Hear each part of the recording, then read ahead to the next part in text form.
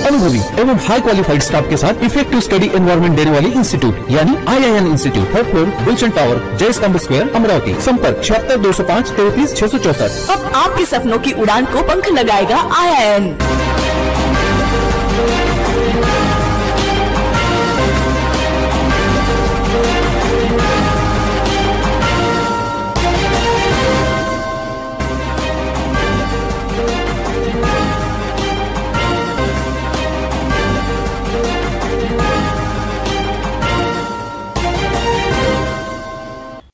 नमस्कार, सिटी न्यूजच्या बातमीपत्रात प्रेक्षकांचं मनपूर्वक स्वागत। आज दिनांक 26 जून 2024, वार गुरुवार। बातमीपत्राची सुरुवात करूया सुविचार मालेने। कोणत्याही राष्ट्राची मुख्य आशा त्यांच्या तरुणांना दिल्या जाणाऱ्या उचित शिक्षणावर अवलंबून असते। आजचा सुविचार आपण बघितला, आता बघूया बातमीपत्रातील ठळक बातम्या।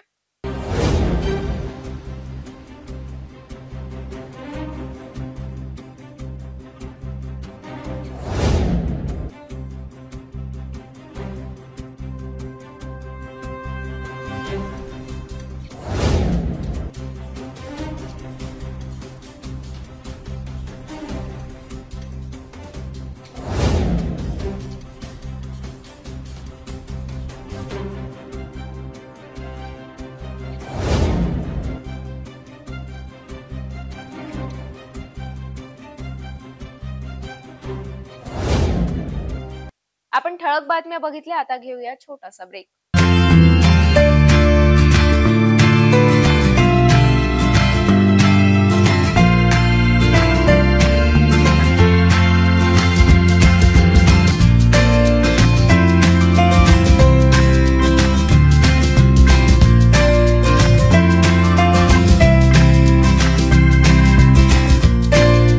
संपूर्ण लग्न बसता आराधना जवाहर रोड अमरावती। ब्रेक नंतर बघूया सविस्तर बातम्या। शिल्लक वादात एकाने जवळील चाकू काढून गळा चिरून काही क्षणात कायमचे संपविले। ही खळबळजनक घटना 25 जूनच्या रात्री 1 वाजताच्या सुमारास पठाण चौकात घडली आहे। तर मारेकरूने स्वतः पोलीस स्टेशनला आत्मसमर्पण करण्यात आले। रात्री चौकात जमाव निर्माण झाल्याने जमाव पांगवण्यासाठी सौम्य बळाचा वापर करण्यात आलाय। क्षुल्लक कारणांवरून एका 26 वर्षीय युवकाची चाकूने गळा चिरून हत्या करण्यात आल्याची घटना स्थानिक पठाण चौकात रात्री 1 वाजताच्या सुमारास घडली। या घटनेनंतर समर्थकांचा मोठा जमाव जिल्हा सामान्य रुग्णालयात एकत्र आला होता। तणावाचे वातावरण निर्माण झाल्याने गर्दीला पांगविण्यासाठी शहर कोतवाली पोलिसांसह गुन्हे शाखेचे पथक येथे दाखल झाले होते।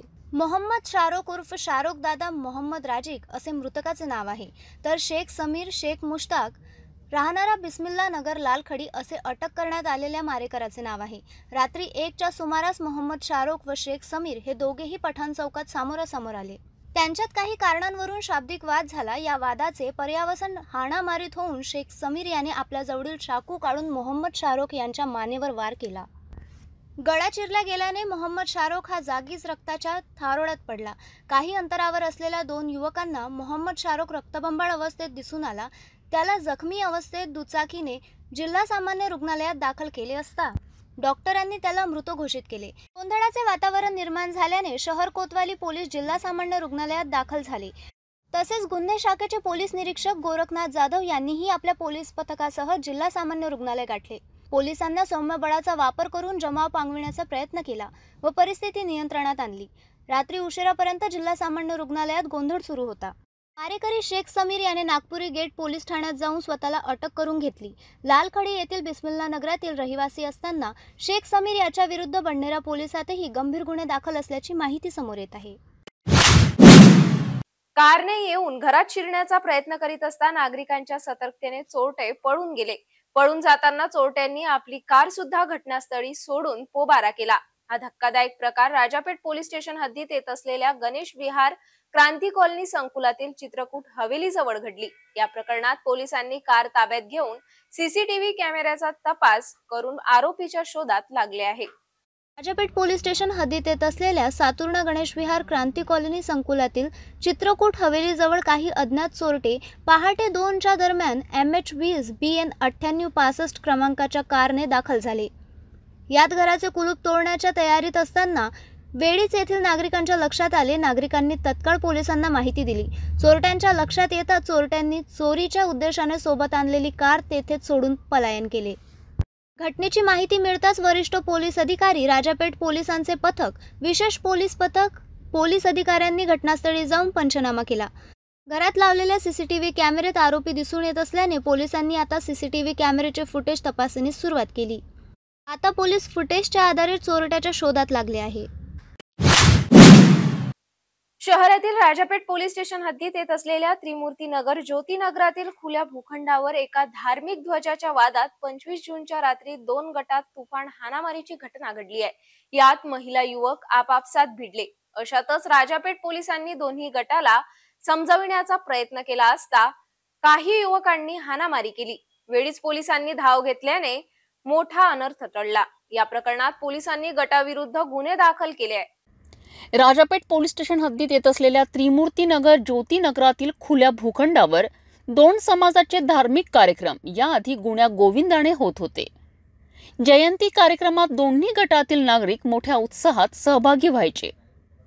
मात्र काही दिवसांपूर्वी याच भूखंडावर 2 गटात वाद निर्माण झाल्याची चिंगारी पेटली.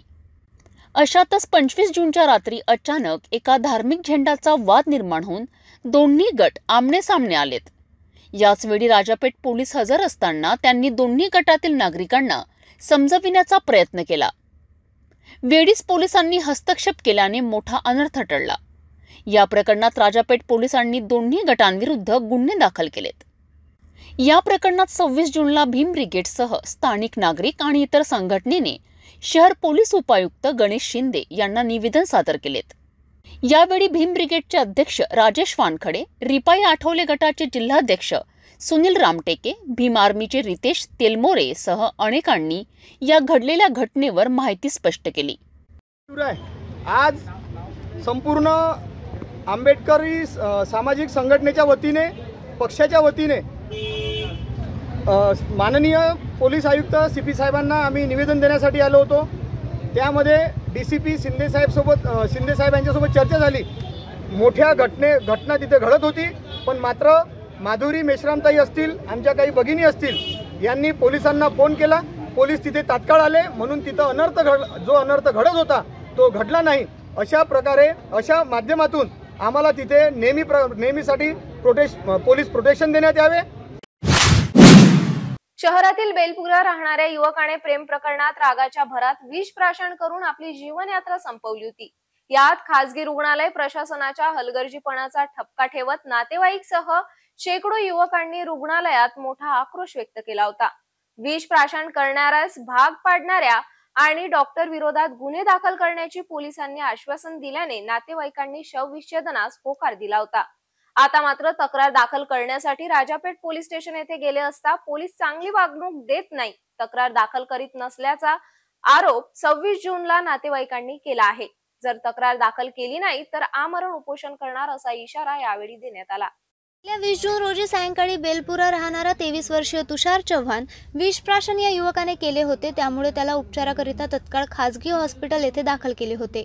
अशातच अचानक रेडियंट हॉस्पिटल येथे तुषार चव्हाण यांचा रात्री 8:10 मृत्यू झाला. यावेळी विद्युत पुरवठा खंडित झाल्याने यावर रुग्णालय प्रशासनाच्या हलगर्जीपणामुळे तुषारचा मृत्यू झाला असा आरोप करीत नातेवाईकांनी अनेक तासापर्यंत रुग्णालयाला आपला संताप व्यक्त केला. या दरम्यान राजापेठ पोलिसांनी समजूत काढून आधी शवविच्छेदन होऊ द्या, नंतर गुन्हे दाखल करतो असे आश्वासन दिल्याने नातेवाईकांनी होकार दिला होता असा आरोप नातेवाईकांनी केला आहे.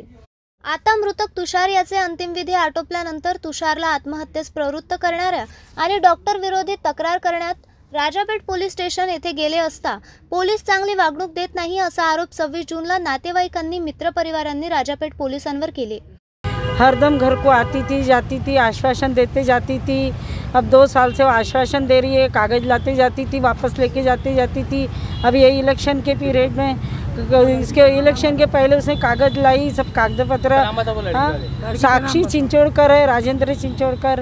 हाँ, साक्षी करके मेरा नाती भी उसको साक्षी चाची बोलता था.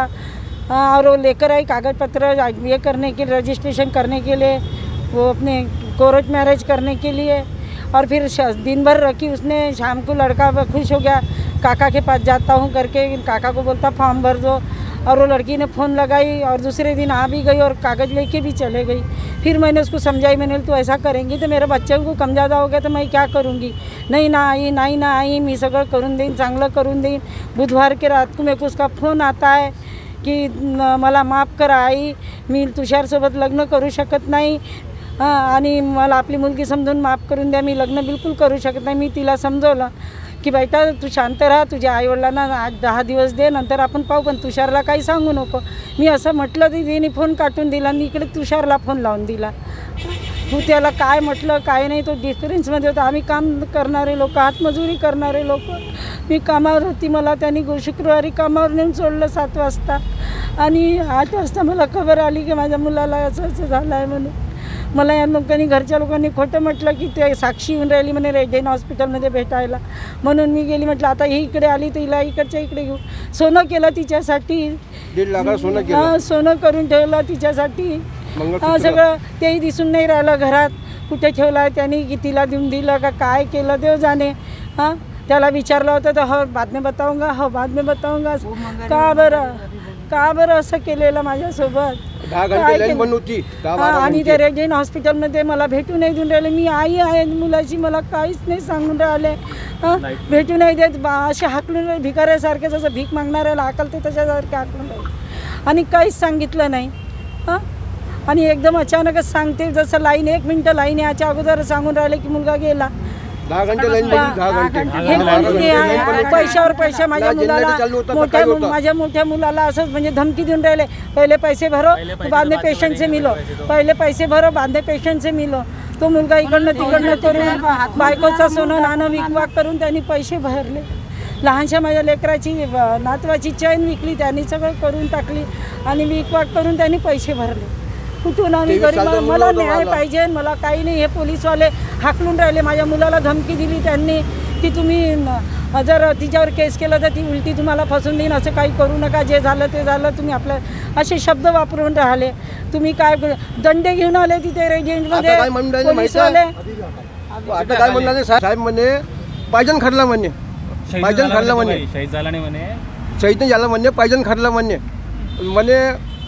पायजन खाल्ला म्हणे। मी सांगितलं इले पायजन खाल्ला म्हणजे जहर खाया ही ने, जहर खाने के बाद तू कुछ उठाए क्या इसके अलावा? उनका भी गया है ना, उनका बच्चे दोनों कुछ उठाई क्या? लड़की की वजह से जो है, लड़की आती थी दवा खाने की जो है इससे उठाई, 35 बार आती थी। जब से उसके घर का सोना चले गया, उसका मन क्या बोल रहा होगा भाई का? गलत महीने 2 बार सेगाव जाती थी, महीने में 2 बार का सेगाव जाते थे। सारे गाँव के मोहल्ले में मालूम है आती थी लड़की शुक्रवार को लड़की के भाई के मोटे मैटर पे मेरे को फ़ोन नहीं करना बोलते। इतनी बड़ी, मैंने उसको बोली भी, मैंने तेरी माँ सिर्फ बीमार है, मेरे भाई लड़के ने पॉइजन लिया है, अगर उसको कुछ हो गया तो इसका जिम्मेदार कौन है? छोटे मोटे मैटर में हमको फ़ोन नहीं करना बोलते और हमको परेशान नहीं करना। उसका भाई मेरे को ये बात, उनकी माँ बीमार है, एक माँ ये भी है ना, मैं भी तो माँ, मेरी हालत अभी ऐसी था। उसने तुषार को फोन, या उलट तुम्ही शांत होऊन जा, यामध्ये पडू नका, जे झालं ते झालं असे बोलून पोलीस प्रकरण शांत करीत असल्याचा आरोप नातेवाईकांनी यावेळी केला। लाल पातालुंची, मैं तुषार सिंह चौहान उर्फ गुड्डू, इनके लिए हम निवेदन लेके आए थे राजाबेट पुलिस स्टेशन में। तो यहाँ के सर लोगों ने हमारे को यहाँ से बाहर हकल दिया और हमारे जो 2 लोग हैं वो अंदर बैठे, बाकी के जो बाहर जो हम लोग खड़े थे, हमारे जो भी दोस्त भाईचारा जो भी है वहाँ खड़े थे, तो उन लोग ने हमको वहाँ से बाहर से हकाल दिया है। निवेदन किस स्वरूप का था? निवेदन सिर्फ हमारा यही था कि हमने एक निवेदन तैयार किया, हम वो निवेदन देने के लिए आए थे, कार्रवाई हो करके। तो वो कार्रवाई के लिए हम निवेदन देने आए थे। तो बाकी के हम जो बाहर खड़े थे लड़के लोग, उन लोग को हमको उनने सर लोगों ने बाहर भिजा दिए। कार्रवाई किस पर करने की मांग की आपने? हमने लड़की पर और हॉस्पिटल पर जो लाइन गई थी उसके विषय में। तो यहाँ पे क्या बोला पीआई ने? पीआई ने हमको बोल दिए तुम बाहर जाओ, बाहर गेट के बाहर खड़े रहो, और गेट के बाहर आने के बाद भी वो बोलते कि उधर खड़े रहो, रास्ते पर खड़े रहो। तो हम कहाँ खड़े रहेंगे? हकाल दिए, पूरा हकाल दिए। बोले तो हम अब जाए कहाँ पर? तो आपकी मांग क्या है? हमारे को मांग यही चाहिए कि हमको न्याय मिलना चाहिए। जो लड़की है वो और एक डॉक्टर साहब जो लाइन गई थी, मेन मांग मिलना चाहिए, बस। देखा जाए तो मेन जगह लाइन गई थी सर, और लाइन में आने के बाद ही एकदम उन्होंने घोषित कर लिया था हमको वो न्याय मिलना चाहिए। हम उसके लिए चाहे और कुछ नहीं, हमको कुछ नहीं चाहिए, हमको सिर्फ न्याय मिलना चाहिए, बस उसकी अपेक्षा आहे। काही पत्रकारांना सुद्धा नातेवाईकांच्या प्रतिक्रिया कॅमेऱ्यात कैद करण्यासाठी पोलिसांनी मनाई करण्यात आली। बाईट घ्यावं नाही लागणार का आम्हाला यांचा?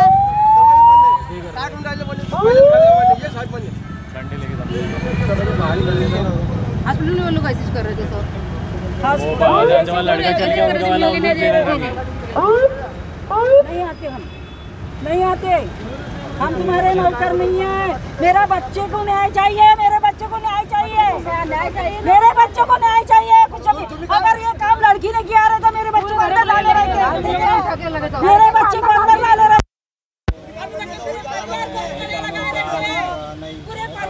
प्रकरणात आता तक्रार दाखल केली नाही तर पोलीस स्टेशन समोर आमरण उपोषण करणार असा पवित्रा नातेवाईकांनी घेतला आहे। जय श्री राम।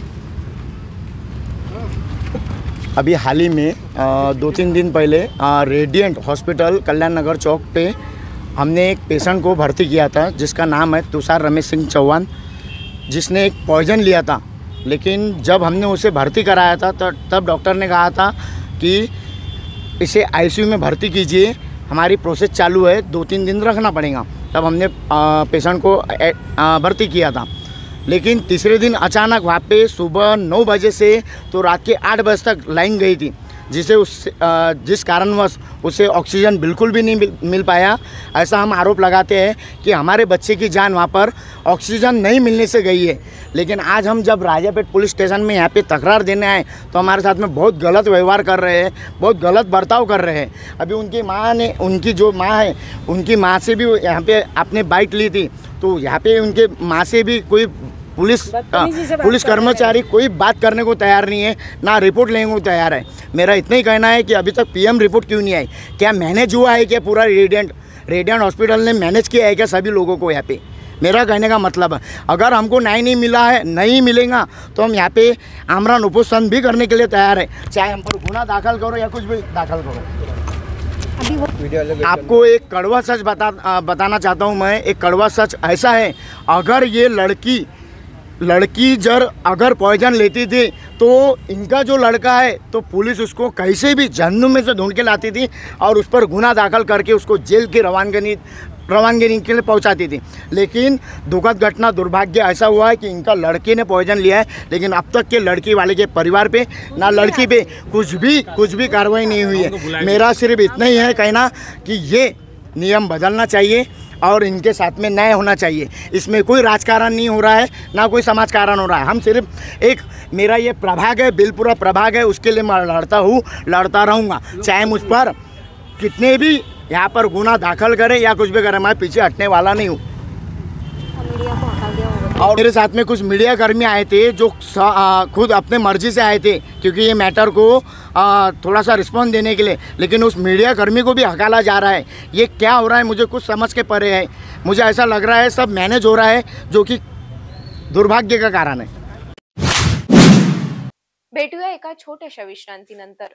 किचन गृहिणी से जुड़ा एक अटूट हिस्सा, जहां उसे मिले हर एक चीज अपनी सही जगह पर। इसलिए Amba stainless steel kitchen trolley आपको लगने वाली साइज अनुसार, आपके किचन के अनुसार, बिल्कुल आपकी इच्छा अनुसार उच्चतम क्वालिटी के किचन ट्रॉलीज मैन्युफैक्चरिंग से सीधे आप तक, यानी 100% वाजिब दाम, ना देखभाल की जरूरत, ना जंग लगने की परेशानी, आसानी से वॉश करने हेतु उत्कृष्ट कैरियर सिस्टम, साथ ही स्टेनलेस स्टील जीना रेलिंग, डेकोरेटिव ग्रिल एवं गेट भी हम बना कर देते हैं। Amba stainless steel kitchen trolley, Dastur Nagar चौक के पास, MIDC रोड, अमरावती, महाराष्ट्र।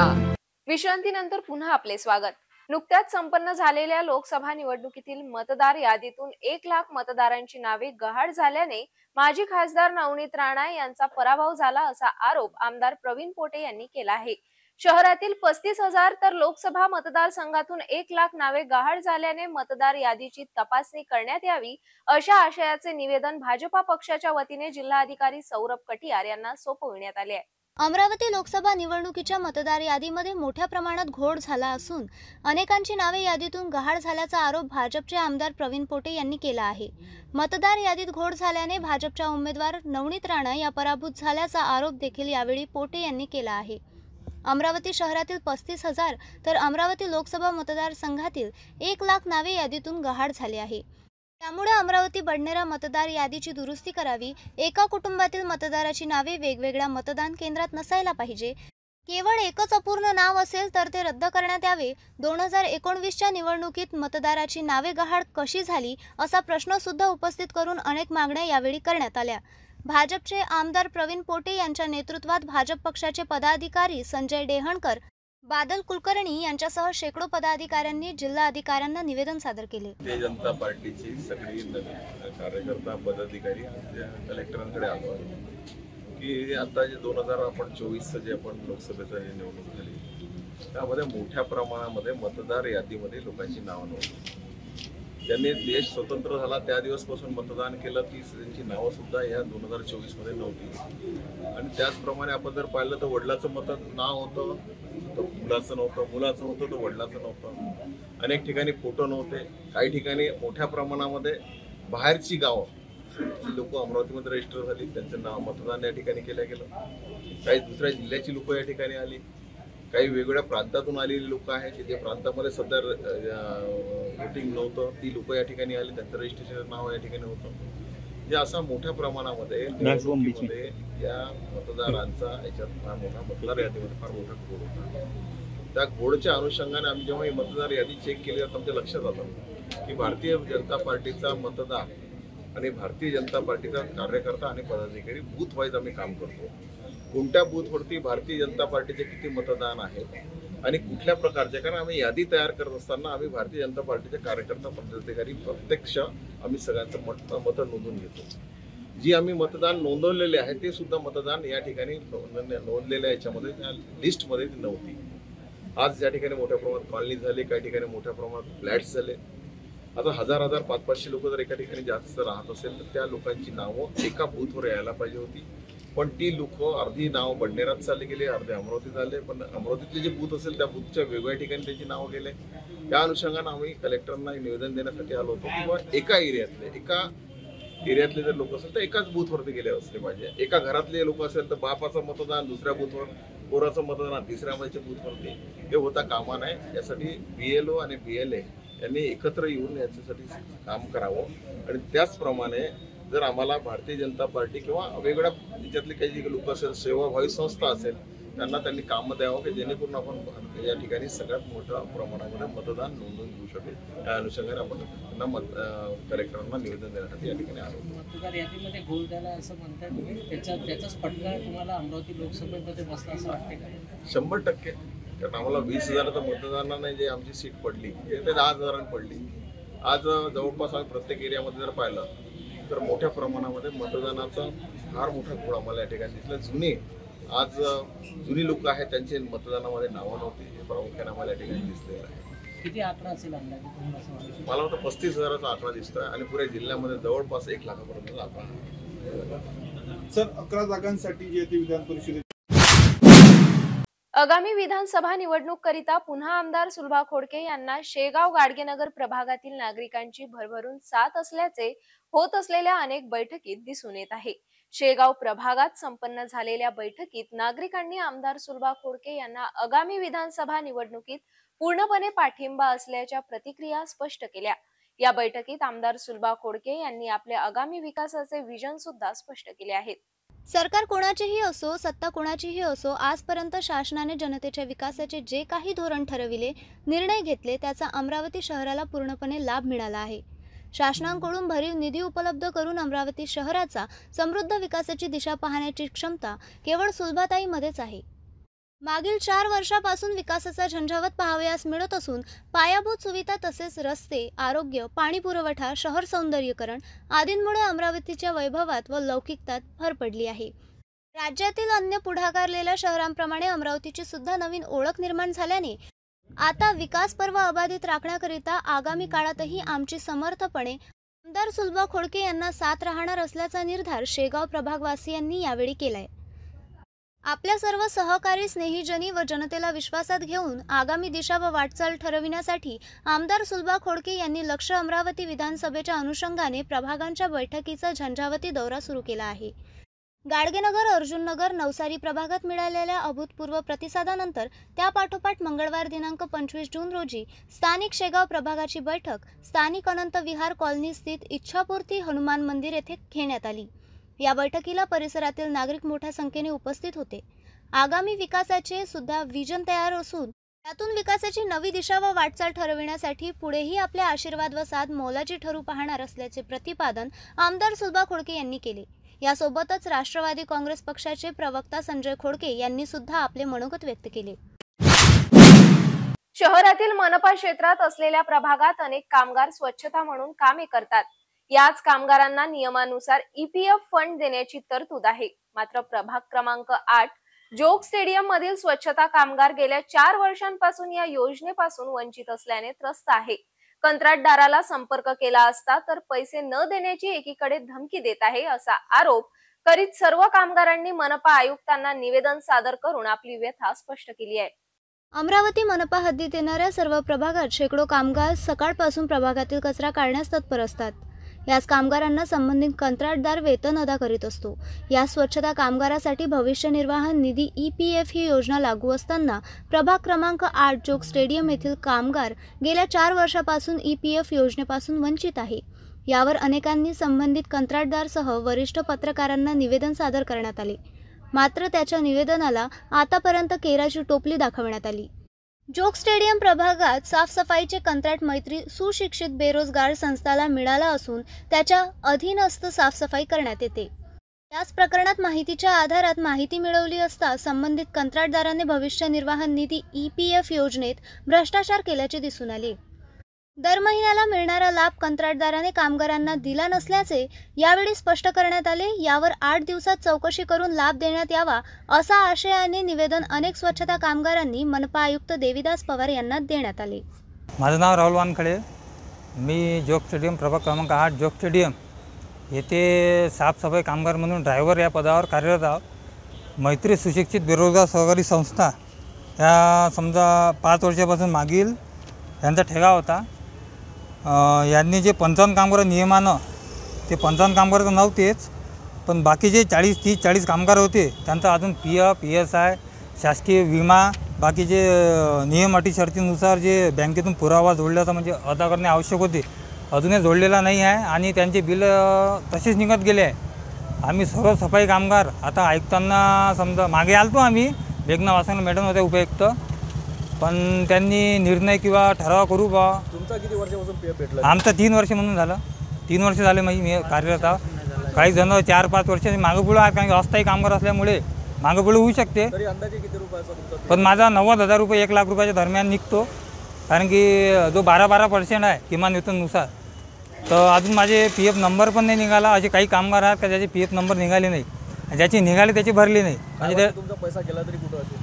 पैसा ह्या एक तर ठेकेदाराच्या तिजोरीत गेला, एक तर जे संबंधित अधिकारी आहे, संबंधित अधिकारी सुनील चौपगार जे SI आहे आपले इंगोले सर किंवा त्याच्या सहाय्यक आयुक्त वरिष्ठ अधिकारी, तर त्यांच्यापाशी काही असं झाल्यासारखं भ्रष्टाचार आम्हाला आढळून येते। आणि हाच माहितीचा अधिकार जेव्हा आम्ही टाकला 2005चा अधिनियम अंतर्गत, तेव्हा असं आढळून आले की बा माहितीच्या अधिकारानुसार PF अटीची शर्ती जे लावून दिल्या होत्या त्यातलं एकही त्यांनी पूर्ण केल्या नाही आणि कामगाराचं शोषण केलं, अजूनही चालूच आहे। PF समजा बिल निघाल्यावर आम्ही देऊ PF, अजून PF दिला नाही, अजून देणार नाही असंही म्हणते। आता काय करावं, आम्ही याची फसवणूक झाली। आता आम्ही ऐकतात हे आमचे सचिव म्हणजे जे संस्थेचे अध्यक्ष बिजवे ठेकेदार मेन आमचे याचे प्रभाग क्रमांक 8 तसेच प्रभाग क्रमांक 11चे काही कामगार आले आहे, त्यांचे शोषण असंच झालं आहे। हेच मैत्री सुशिक्षित बेरोजगार सहकारी संस्था गोलूगेडाम, अध्यक्ष गोलूगेडाम, तसं विलास गेडाम आहे पण गोलूगेडाम आहे, त्यांचे हेच प्रश्न आहेत। शेवटी आम्ही संयुक्त म्हणून यावं बा इथं आयोजन द्यावं, पण आयुक्त आहे नाही। उपायुक्तांना भेटायला गेलो, ते पण जेवायला गेले, सहाय्यक आरोग्य अधिकारी आहेत ते जेवायला गेले। आता आम्ही सध्या इथं उभे आहोत। जर आमचा 8 दिवसात याचा निर्णय लागला नाही तर आम्ही उपोषण किंवा आंदोलन असं करू का जेणेकरून मानपाक जे कर्मचारी सारे जागृत होते। नमस्कार, मेरा नाम विक्रम राठौड़ है। मैं प्रभाग क्रमांक 8 में सफाई कामगार हूँ, ऑटो ड्राइवर। क्या समस्या है आपकी? सर समस्या हमारी ये है कि हम वहाँ पे 4-5 साल से काम कर रहे हैं। जो हमारे पुराने ठेकेदार थे अनूप बिजवे भाऊ, ठीक है, तो उन्होंने ना हमारा पीएफ दिए हैं, ना ईएसआई भरे हैं, ना कुछ। और रूल के हिसाब से ऐसा है कि बगैर पीएफ बगैर ईएसआई भरे बिल पास नहीं होते। तो इनके 5 साल से बिल पास कैसे हुए? पास होने के बाद में जब हम इनको फ़ोन लगाते पीएफ के बोलते, तो ये बोलते हैं हमारे को कि पीएफ मैं देता नहीं, तुम्हारे से जो बनता वो कर लो, जिसके पास कंप्लेंट करना है कर लो। क्या लगता है आपको, कहाँ गए होंगे आपके पैसे? हमारे बस ठेकेदार के जेब में, और जो साहब लोग जिन्होंने बिल पास कराए उनके जेब में। कितने जन है आप प्रभाग क्रमांक 8 में काम करने वाले? प्रभाग क्रमांक 8 में 55 कामगार है पूरे, और प्रभाग क्रमांक जो 11 है हमारे 8 के पास में लगकर, उसमें भी 55 कामगार है। टोटल 110 कामगारों का इनने पीएफ अटकाया है। 110 कामगार उनके, उसने कुछ कामगारों के नाम डाला है और कुछ उसके घर के तरफ के कामगारों के नाम डाले हैं। मेरा 4 साल का पीएफ अटका है, और मैं जब पीएफ के लिए फ़ोन लगाता हूँ तो मेरे को बोलते हैं कि तूने 1 ही साल काम करा, तूने कुछ काम नहीं करा, ऐसा वैसा जो कुछ भी है। सध्या निसर्गाचे चक्र बदललेल्या स्वरूपात आढळून येत आहे। कधी उन्हाळ्यात पाऊस तर पावसाळ्यात उन्हाळ्याचे चटके लागत आहेत। हे मानवाने निसर्गाशी केलेले कृत्य आहे। मोठ्या प्रमाणात तापमान वाढ होणे, भूस्खलन, ढगफुटी हे दृश्य आपण पाहत आहोत। अचानक वीज पडण्याच्या घटना घडत आहेत। मानवाने विकासाच्या नावाखाली काँक्रिटीकरण, रस्ते आदीने पर्यावरणाचा ऱ्हास झाला आहे। अशातच आमचे प्रतिनिधी विशाल जोगी यांनी श्री शिवाजी कृषी महाविद्यालयाचे हवामान विभागाचे तज्ञ प्राध्यापक अनिल बंड यांनी आपली प्रतिक्रिया व्यक्त केली आहे। वृक्षतोड होत आहे, म्हणजे मोठे मोठे जे वन खात्याच्या अंतर्गत असलेले मोठे मोठे जमिनी वन संरक्षण जे आहे ते राहत नाही आहे, मोठ्या प्रमाणात वृक्षतोड झाली आहे। तर याचा परिणाम मानवी जीवनावर किंवा पृथ्वीवर पडू शकतो का? सध्याच्या काळात आपण पाहत आहोत की मोठमोठे रोड बनवण्यासाठी 8 lane road, 6 lane road, 4 lane road, धरणं बांधण्यासाठी किंवा कोळसा खाणीसाठी विविध कारणासाठी मोठ्या प्रमाणावर जंगलतोड होत असून त्यामुळे 20-25 वर्षा पहिले असलेले वृक्षांचे कव्हर एकदम कमी झालेले असून त्यामुळे वातावरणामध्ये कार्बन डायऑक्साईडचे प्रमाण वाढलेले आहे, मिथेन गॅस वाढलेला आहे आणि त्यामुळे वातावरणामध्ये एकसारखी तापमानात वाढ होत असून या हवामान बदलामुळे हे जागतिक स्तरावर हवामान बदल झालेले असून याला आपण ग्लोबल वॉर्मिंगसुद्धा म्हणतो। याचा मानवी जीवनावर फार वाईट परिणाम होत असून दिवसेंदिवस वाढलेल्या तापमानामुळे निसर्गाचे चक्र सगळे उलट फिरलेले असून मान्सून वेळेवर येत नाही। तसेच उन्हाळ्यामध्ये अत्यंत उष्ण तापमानाचा सामना करावा लागतो, तर हिवाळ्यामध्ये थंडीच्या मोठमोठ्या लाटा येतात। त्यामुळे आताच आपण पाहिलेले आहे की दुबईच्या भागात 1000 लोक एका दिवशी मेले उन्हामुळं, तर दिल्ली, उत्तर प्रदेश या भागामध्ये एका दिवशी 200-300 लोक उष्माघातामुळे मेले। तर या उष्णतेच्या लाटा, तसेच थंडीच्या लाटा, मुसळधार पाऊस, गारपीट, वादळं यांच्यामध्ये दिवसेंदिवस हवामान बदल झाल्यामुळे वाढ होत असून यामुळे भविष्यात माणसाचे जीवन कठीण होणार आहे आणि यामध्ये पहिला बळी हा गोरगरीब शेतकरी यांचाच जाणार असून शहरात राहणाऱ्या लोकांना याची झळ नंतर बसणार आहे आणि मुख्यत्वे करून शहरात राहणारे जे लोक आहेत ते ज्या वृक्षतोडीकरता जबाबदार असून त्यांच्या फायद्याकरता हे सगळे वृक्षतोड करण्यात आहे। त्यामुळे सर्व संस्थांनी, माणसांनी, लोकांनी, जनतेने जागृत होण्याची गरज असून आपापल्या स्तरावर वृक्षतोडीला भयंकर विरोध करणे आवश्यक असून जिथे कुठे वृक्षतोड होत असेल तिथे त्याच्या वृक्षतोड करणाऱ्यावर तुटून पडून ते थांबवणे आवश्यक आहे। विकासापेक्षा ऑक्सिजन जास्त महत्त्वाचा असून जर ऑक्सिजनच नाही राहिला तर तो विकास कमवण्यास कामाचा राहणार नाही आणि भविष्यात पुढच्या 10-20 वर्षामध्ये देशाची लोकसंख्या या हवामान बदलामुळे कमी होण्याची मोठ्या प्रमाणावर शक्यता आहे। 26 जूनला संकष्टी चतुर्थीच्या दिवशी वायगाव येथील गणपती मंदिरात दर्शनाला भाविकांची मोठी गर्दी उसळते। या दिवशी हजारो भाविक उपवास करून येथील मंदिरात दर्शनाला येत असतात। या मंदिराचा पौराणिक इतिहास आहे। म्हटलं जातं येथे पांडवांनी वायगाव येथे गणपती बाप्पांचे दर्शन घेतले होते। 1975 सालापासून येथे मूर्ती स्थापित असून भव्य दिव्य मंदिराची स्थापना येथे करण्यात आली आहे। याच मंदिराचा आढावा घेतला आमचे परतवाडा येथील प्रतिनिधी नितेश किल्लेदार यांनी। संकष्टी चतुर्थी वर्षात 12 चतुर्थी येतात। यामध्ये सर्वात मोठी चतुर्थी म्हणून संकष्टी चतुर्थी मानल्या जाते। या दिवशी कित्येक लोक गणपती बाप्पाचा उपवास पकडतात, तर ज्या लोकांनी वर्षभर उपवास करण्याचा संकल्प घेतला आहे ते या दिवशी आपला उपवास सोडतात। अंगारिका चतुर्थीचा सुद्धा एक मोठा महत्त्व आहे। अमरावती येथून 12 ते 13 किलोमीटर दूर वायगाव सिद्धिविनायक संस्थान नाही, सिद्धिविनायक मंदिर मुंबई येथे रिद्धी आणि सिद्धी यांचा वास आहे। त्याच प्रकारे येथे एकदंत आणि सिद्धिविनायक असे मानल्या जाणारे गणपती बाप्पाची प्राचीन मूर्ती स्थापित केली आहे। या प्राचीन मंदिराचा इतिहास पांडवकालीन आहे। वनवासी काळामध्ये पांडवांनी वायगाव येथे गणपती बाप्पाचे दर्शन घेतले। 1975 सालापासून येथे मूर्ती स्थापित असून भव्य दिव्य मंदिराची स्थापना येथे करण्यात आली आहे। संकष्टी चतुर्थीच्या दिवशी येथे गणपती बाप्पाचे भक्त रांगेत लागून दर्शन घेत आहे। गणपती बाप्पाची अंगारिका चतुर्थी सर्वात मोठी चतुर्थी म्हणून साजरा केला जातो। त्या दिवशी सकाळपासून उपवास आणि संध्याकाळी सुद्धा उपवास केला जातो।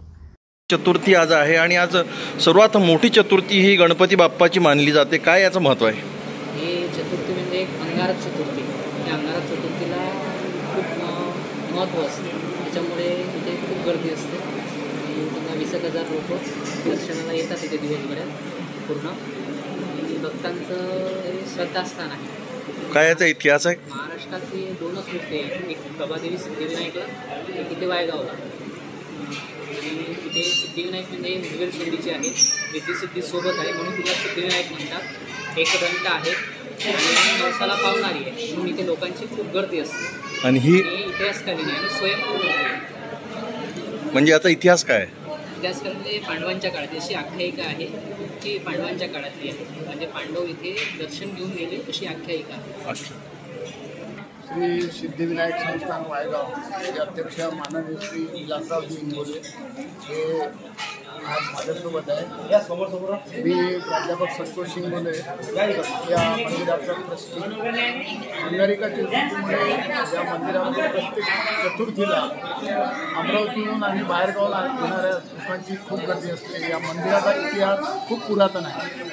1675 साली या मंदिराची स्थापना झालेली आहे आणि रिद्धी सिद्धी अखंड सोबत आणि सिद्धिविनायक मंदिर इथे मूर्ती ही स्वयंभू मूर्ती इथे स्थापना केलेली आहे। या मंदिराचा इतिहास असा आहे की पांडव जेव्हा वनवासातून परत येताना या गावाला त्यांनी भेट दिलेली आहे व त्यापासून या मंदिराची स्थापना झालेली आहे। आणि 12 रूपी मंदिर हे अगोदर इथे एक इंगोले परिवारातर्फे एक वाड्यामध्ये या मूर्तीची स्थापना करण्यात आली व त्यानंतर त्या वाड्याचं रूपांतर आज या मंदिरामध्ये इथे झालेलं आहे व आज संकट चतुर्थीच्या दिवशी अमरावतीहून खूप प्रमाणात भाविक लोक या दर्शनाला मूर्तीच्या दर्शनासाठी येतात व सिद्धिविनायक ही प्रत्येकाच्या आपल्या इच्छा पूर्ण करणारी अशी मूर्ती स्वयंभू मूर्ती इथे स्थापन झालेली आहे। ज्या व्यक्तीला या चतुर्थीचं आपल्याला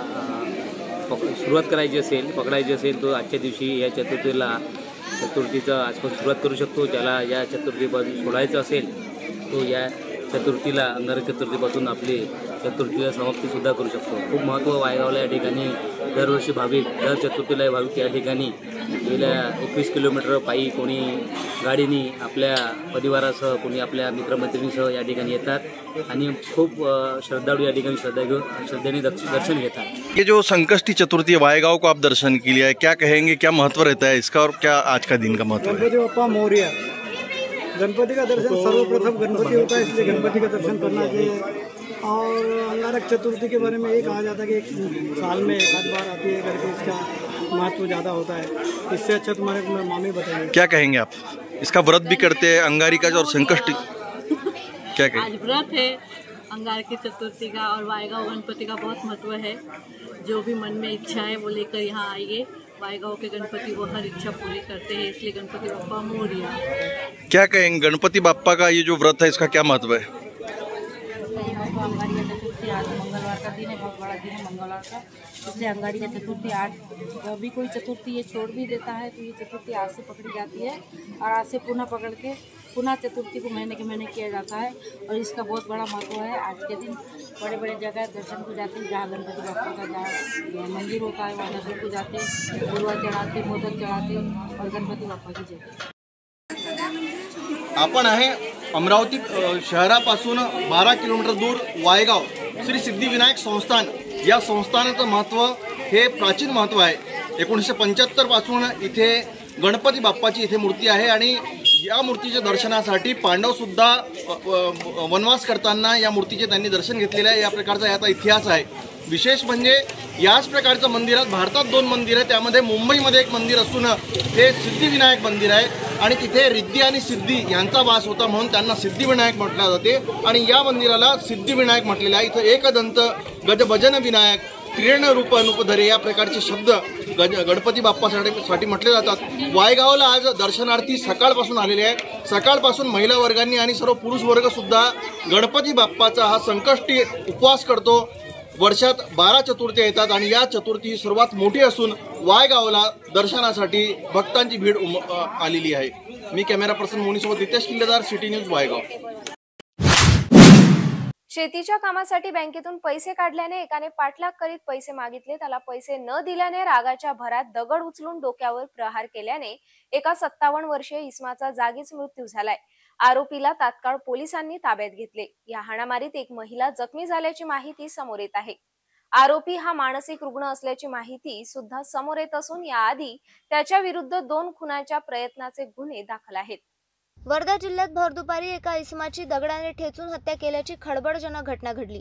सोनगावात राहणाऱ्या 57 वर्षीय इसमाने शेतीच्या कामासाठी सोनगावात मृतक विनोद डोमाजी घरडे यांनी पैसे काढले। यावेळेस आरोपी करण कैलास मोहिते याने पाठलाग करून पैसे मागितले असता त्याला पैसे न दिल्याने विनोदच्या डोक्यावर बाजूचा दगड उचलून प्रहार केल्याने तो खाली कोसळला। यात त्याची दगडाने ठेचून हत्या करण्यात आली। ही धक्कादायक घटना देवडी पोलीस क्वार्टर जवळ भर दुपारी घडली। हल्ल्यात एक महिला सुद्धा जखमी झाल्याची माहिती समोर आली।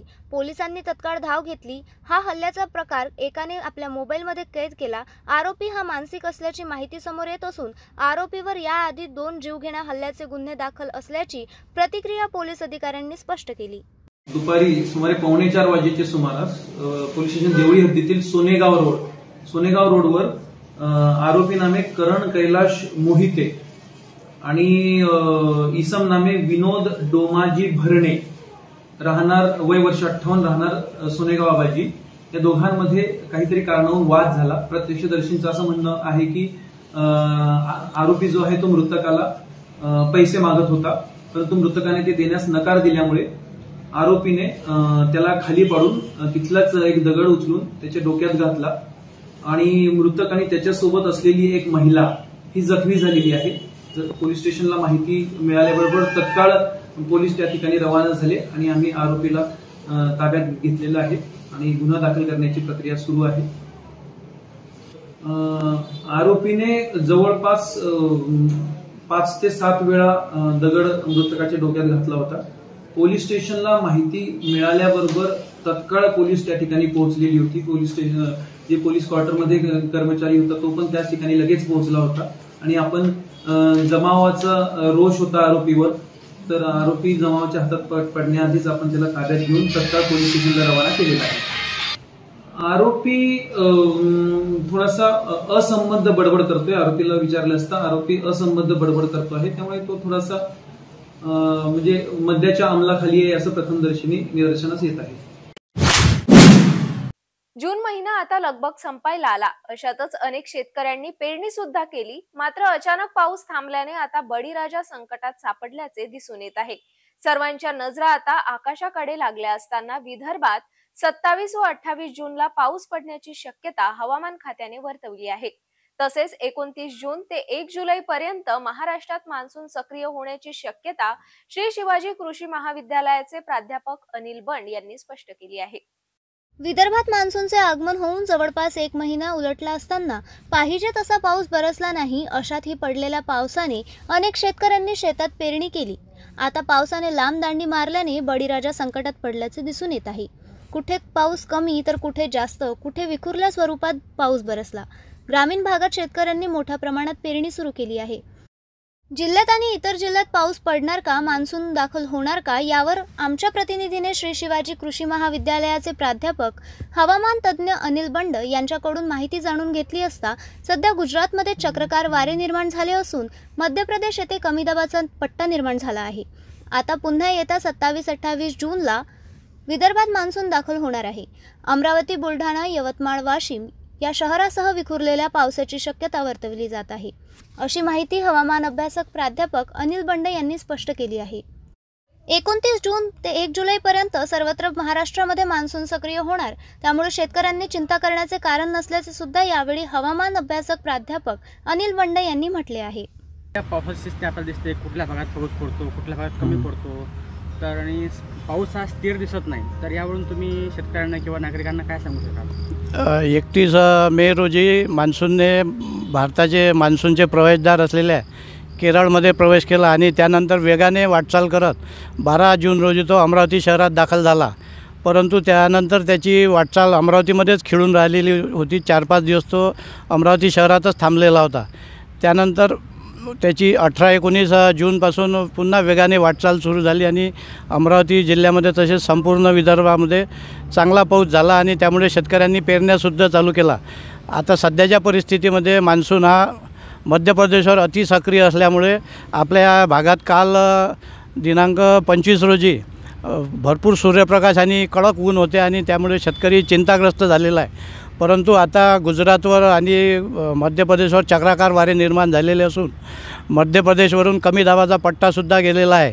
त्याच्यामुळं मान्सून पुन्हा सक्रिय होण्याची शक्यता असून आज अमरावती, बुलढाणा, यवतमाळ जिल्ह्यामध्ये बरेच ठिकाणी पावसाची शक्यता असून 27 आणि 28 हे 2 दिवस पुन्हा विखुरलेल्या स्वरूपात कमी प्रमाणात पाऊस राहणार आहे आणि 29 जूनपासून 1 जुलैपर्यंत विदर्भात सार्वत्रिक पाऊस राहणार असल्यामुळे शेतकऱ्यांनी काळजी करण्याची कारण नाही. जवळपास तर पाऊस आपण नेहमी पाहतो की सारखा पडतो, परंतु अशा वेळेला ऊन पण तापत आहे आणि पाऊस कुठं कमी जास्त हो राहिला आणि पावसाचं प्रमाण स्थिर म्हणजे कसं कुठे जास्त पडतो, कुठं काहीच नाही पडत. अगदी 10 किलोमीटरच्या अंतरासुद्धा फरक दाखवतो पाऊस. काय सांगा? हे हवामान बदलामुळं जगभरातच वाऱ्यांच्या वाहतुकीमध्ये फरक पडलेला असून वाऱ्यांचे प्रवाह बदललेले आहेत. त्याचा परिणाम मान्सूनवर सुद्धा झालेला असून त्यामुळे मान्सून हा वेगाने वाटचाल करत असल्यामुळे तो पुढं जात आहे आणि मागच्या भागामध्ये पावसाचे प्रमाण कमी होते. तसेच हा जो पाऊस पडत आहे हा थंडरस्टॉर्मच्या स्वरूपात पडत असल्यामुळे हा छोट्या छोट्या एरियावर पडतो. त्यामुळे यातून काही भाग सुटतो तर कोणाला जास्त पाऊस मिळतो. काही ग्रामीण भागामध्ये शेतकऱ्यांनी पेरण्या केल्या आणि काही शेतकऱ्यांनी पेरण्या करायला थांबल्या, परंतु त्यांना वातावरण योग्य दिसत नाही. तर अशा शेतकऱ्यांनी पेरण्या करणे योग्य वाटते की थांबायला पाहिजे? याआधी ज्यांच्या शेतामध्ये भरपूर ओल होती आणि ज्यांनी पेरण्या केल्या त्यांना काही प्रॉब्लेम नसून ते पेरण्या बुडण्याची शक्यता नाही. परंतु आता वातावरण 2 दिवस कमी जास्त पावसाचे असल्यामुळे ऊन राहत असल्यामुळं शेतकऱ्यांनी परवापासून जो चांगला पाऊस चालू होणार आहे त्यामध्ये पेरण्या करण्यास हरकत नाही. जाता जाता पुन्हा एकदा आजच्या ठळक बातम्या.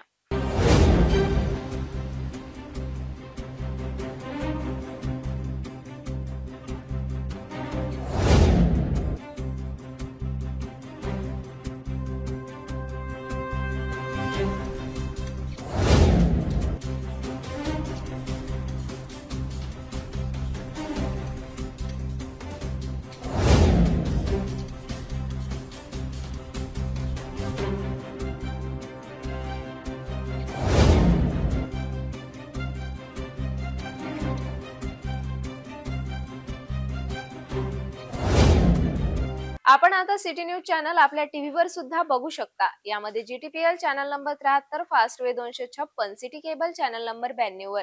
जर आपल्या टीव्हीवर सिटी न्यूज चॅनल दिसत नसेल तर आपण आपल्या केबल ऑपरेटरशी संपर्क करावा. आपण सिटी न्यूज केबलच्या व्यतिरिक्त YouTube, फेसबुक, इंस्टाग्राम आणि ट्विटरवर सुद्धा बघू शकता. याकरिता सोशल मीडिया अकाउंट सबस्क्राईब करा, फॉलो करा, लाईक करा. YouTube अकाउंट सबस्क्राईब करण्याकरिता सबस्क्राईब बटनला क्लिक करा आणि बेल आयकॉन दाबायला विसरू नका, कारण सर्वात आधी समाचार आपल्यापर्यंत पोहोचणार आहे. तसेच सिटी न्यूजचे फेसबुक पेज लाईक करा, इंस्टाग्राम आणि ट्विटर हँडल फॉलो करा. आपण व्हॉट्सअपवर सुद्धा सूचना देऊन न्यूज प्राप्त करू शकता. व्हॉट्सअप नंबर खाली स्क्रीनवर येत आहे. हे बातमीपत्र एवढ्यावरच थांबूया. पुन्हा भेटूया नवीन घडामोडींसोबत. नमस्कार.